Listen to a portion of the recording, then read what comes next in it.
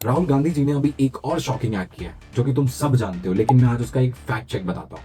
देखो, जब इलेक्शन होने वाले होते हैं, इलेक्शन कमीशन एक वोटर लिस्ट जारी करता है, वो सारी पार्टीज को दी जाती है एंड वो पार्टीज को बोला जाता है कि आप प्लीज इसे चेक कर लीजिए, अगर आपको कोई प्रॉब्लम है, आपको कोई इशू है तो आप प्लीज हमें रिपोर्ट कर दीजिए। बट उस टाइम पे कांग्रेस ने उसे अप्रूव कर दिया और ना ही किसी और पार्टी ने उसे ऑब्जेक्ट किया, इसलिए इलेक्शन सक्सेसफुली कंडक्ट हुए।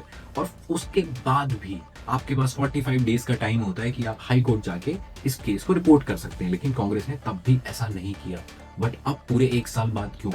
क्योंकि उन्हें ये प्रूव करना था कि बाकी जिन भी स्टेट्स में बीजेपी जीती हुई है वहां पर भी वोट चोरी हुई है। पर मेरा सवाल यह है, अगर वोट चोरी हुई है और कर्नाटका में भी हुई है, तो आप कर्नाटका में कैसे जीत गए? बात तो सही है। अब राहुल गांधी से मेरे कुछ सवाल हैं।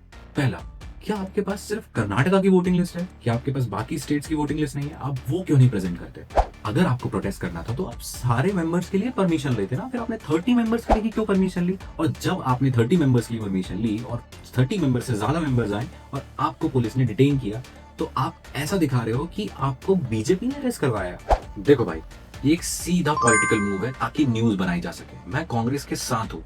अगर कांग्रेस कहती है कि यहाँ पे सिर्फ इलेक्शन कमीशन की गलती है और वोट चोरी नहीं हुई है, वोट चोरी आप कहते हो, तो आप ये इल्जाम लगाते हो कि जितने भी वोटर्स इंडिया के हैं जिन्होंने वोट किया, उनके वोट का कोई मतलब नहीं था, जिसका कोई भी रिलेशन नहीं है अभी बीजेपी से।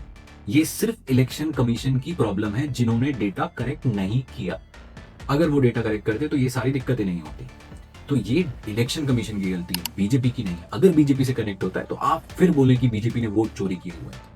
Follow for more